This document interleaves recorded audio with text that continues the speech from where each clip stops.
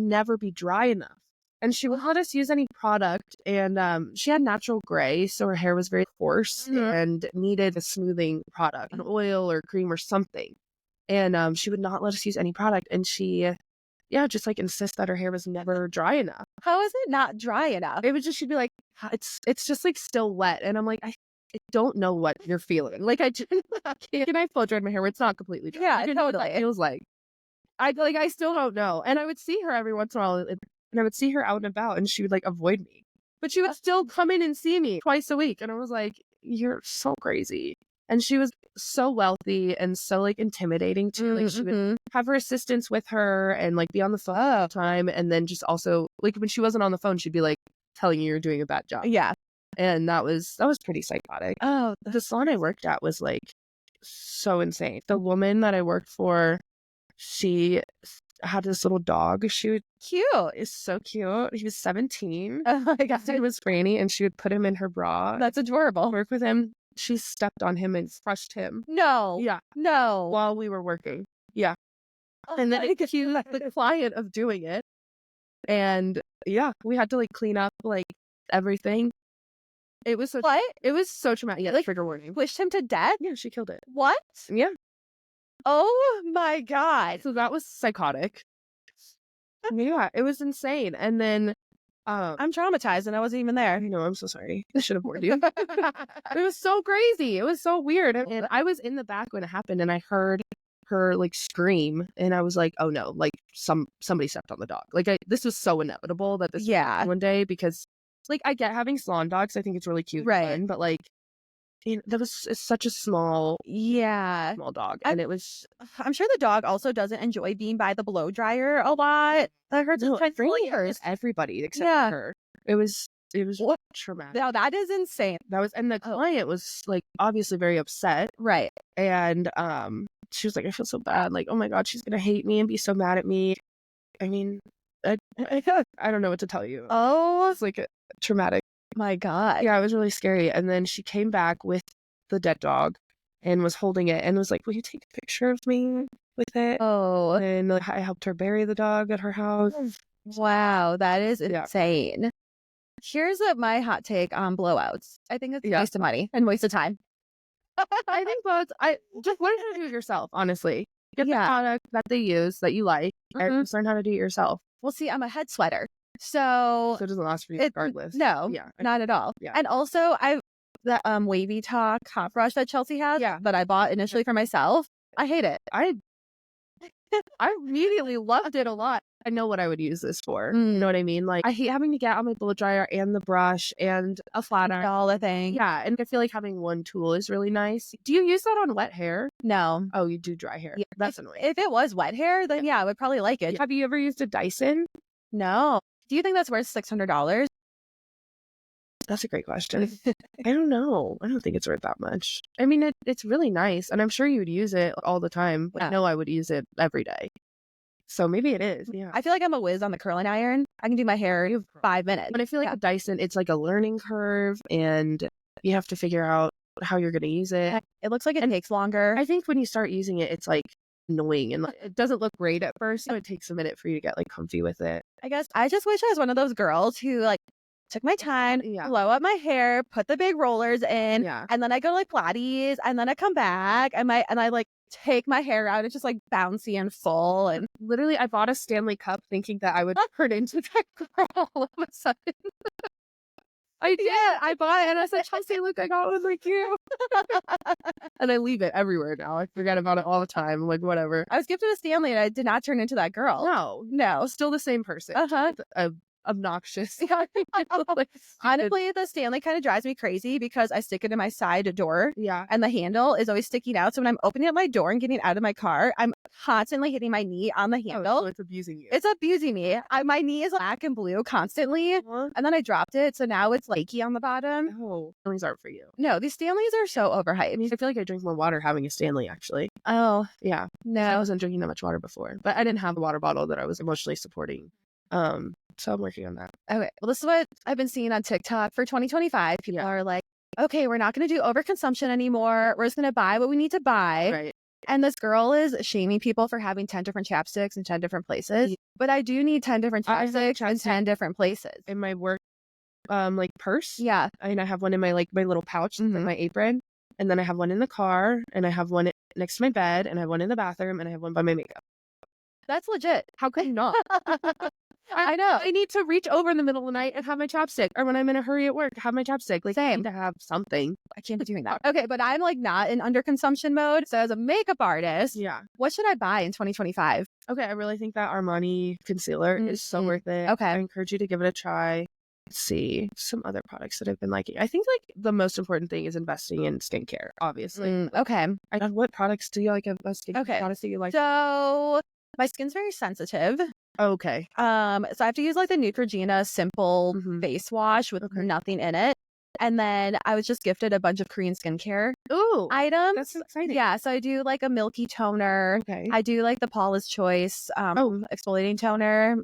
Nice. I also have this acne medication that I just stick on. Okay. And then I love La Roche-Posay. Love her. Basically like anything from that. La Roche-Posay on my Posay. Yeah.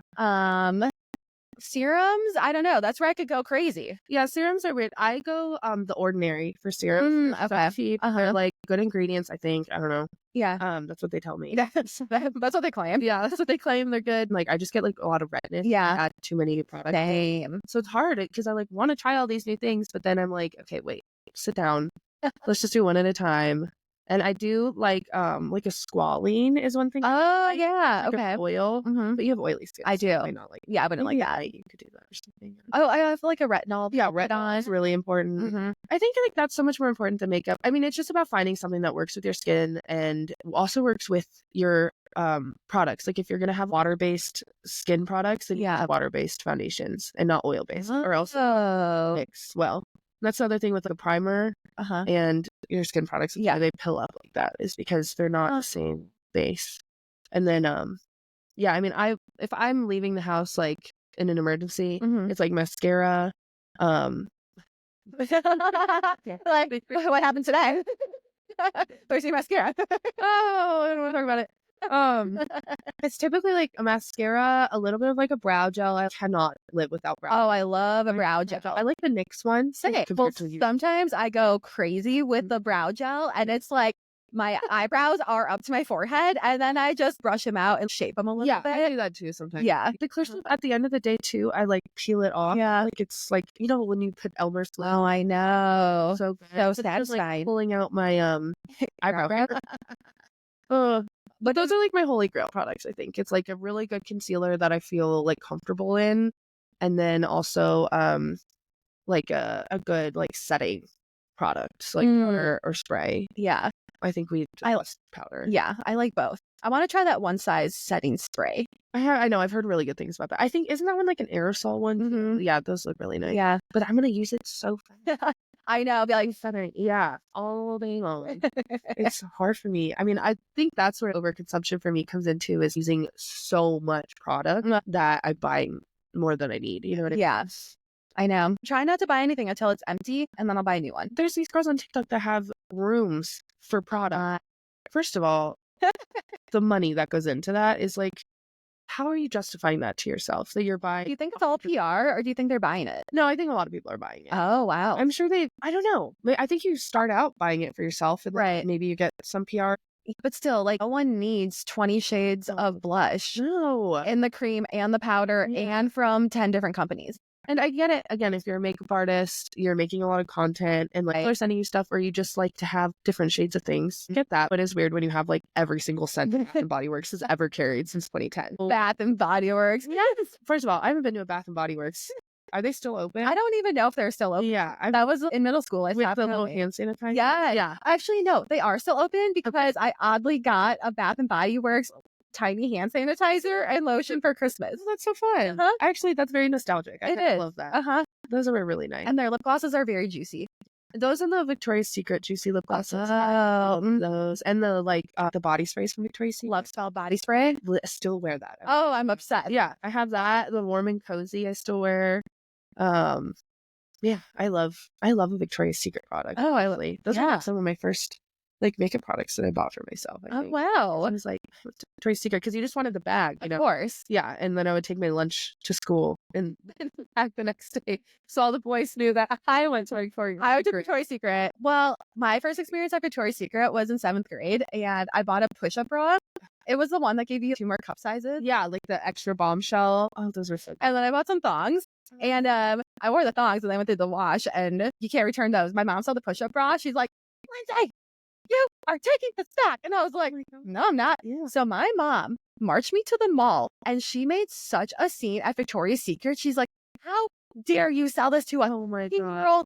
And like, the poor people working there are like, oh my God, I was scarred for life. I couldn't go to Victoria's Secret for years. Oh my God. I know. I know. So upsetting. That's the thing, is where do you navigate that as a parent? My little sister, she's not allowed to wear makeup, and she's 12. Like, I feel like you should be allowed to experiment, you know, like this is the age that all girls want to, you know, start to play with their look, right? Stuff. And, you know, she's forbidden to do any of that stuff. Or I don't even know if is that because you were a devil child and they're learning, or? Oh my God, that's probably part of it, to be honest. Yeah, I mean, like, I lived with my mom growing up and not my dad, so like we kind of like reconnected later. So like he luckily didn't have to deal with me when I was like 15, 16. But I'm sure, I mean, he knows, like I've told him everything that I've gotten into. And yeah, I mean, like we were saying, I would do like full raccoon, so pale, you know, that was not the look, like blush inside. Yeah, the look was scary. And people would, like, all the boys would be like, you look like a raccoon, and I'd be like, oh my God, thank you so much. That was exactly what I was going for. And you know, 12, 13-year-olds look like they're 20. I know. It's crazy, but they have access to this knowledge that we never had. Exactly. So it's a little bit unfair and honestly cruel, in my opinion, that they don't have to suffer like the rest of us did. Where's their awkward phase? It's literally, it doesn't happen anymore. Like, they don't even get braces. They do Invisalign. That's a bunch of bullshit. So unfair. Like, I was tortured for years, and I was the most uncomfortable. Dang. I was taller than every boy in my class, and yeah, I had braces on for like ever. I went 3 years with braces, and then I also had glasses for about the same amount of time. God. I couldn't get contacts until I was in 6th grade, because then they decided I was mature enough for contacts. Was that like your parents' decision? Yeah. What? That's insane. I know. So braces and glasses from like 3rd grade to 6th grade. And then I had a bob that was to my chin. I had a fuck-ass bob as well. Oh my God. That is so horrible of any parent. Like, for babies, yes. If you're in middle school, I'm going to make sure that you look good. I'm not going to do that to my kids if I, you know. No, my kids are dogs. You know, like they only look. I know. My cats look flawless every single day. They groom themselves. Have you me too. ever done your cat's makeup? Oh yeah, Fiona, my girl cat, she loves when I do my makeup, and she'll come over and I'll, you know, do my brushes on her. Oh. Yeah, she's really into it. My boy cat, though, if I put a brush near his face, he's like, yeah, he really hates it. I'm like, all right. But maybe it's because he's a black cat, and so we don't like have the same shade. Oh. Yeah, you definitely cannot be sharing makeup. No. But Fiona's like more my shade, I guess. She's like a gray tabby cat. So that's of course I'm going to talk about my cats on here. That's so embarrassing. I will work them into every single conversation. Are you a true cat mom? If you can't work a cat, do into a conversation? Actually, yeah. No, they're my children. Like, they can't not be. I love them so much. I mean, I still talk about my dead dog that died like over a year ago. Like, she's still alive. So like, I don't get it. Literally, I was reading this book the other day, and one of the characters died, and I'm snuggling with my cat, and I like looked at him and just started crying. I was like, oh, I can't. Like, I think about him dying all the time. Oh my God. I'm so grateful for them. Obviously, it makes me sad that I'm so happy, and I know one day I'm gonna be like devastated. That's what Chelsea told me. She's like, you should embrace every moment with your pets and just remember you won't have this one day. So I remember when I hated taking my dog out at 5 a.m. in the morning, I won't be able to do this forever. So this is amazing. That's exactly what I was too. You know, one day I'm not gonna have to clean their litter boxes, and maybe it'll be easier for me to travel. But I don't even think I like want to leave the house, because how could I? If I know. Greet me. You know? I will say it's very depressing at first. Yeah, but it does make traveling so much easier. That's cool. Yeah. I'm sure there's a silver lining somewhere, but it's hard. And I know. Babies. I know. How old was your dog? She was 8. Oh, that's so young. And it happened in like 3 days. So I was in a deep stage of depression, and then Then I ate too much. So then that eating disorder really had to kick in afterwards to like reverse all the damage. Put that eating disorder to work. I love that when people get like the stomach flu and they look so good when they have it, and I'm like, oh my god, can I share your drink real quick? Where did you eat? Yeah, my boss recently, she was really sick for a couple of weeks and was having back pain, and so she like couldn't move very well, and she like wasn't eating, and she looked so skinny when she got back, and I was like, girl, you look snatched, fucked up. One of these days I'll get parasite, I hope. My New Year's resolution for 2025 is to buy a tapeworm. Tapewormsrus.com. Yeah. Yeah. I love that. Oh. Okay, I think we should end on that because that's great. Hilarious. Oh my god, we had so much fun. I know. Well, thanks for coming on. And thank you. I learned some tips and tricks. Thanks for joining us. And make sure you share this episode with your besties. Follow at Honestly Smartless on Instagram, TikTok, YouTube, wherever your podcast. 5 stars only. Only 5-star reviews. And we'll see you next time. Bye.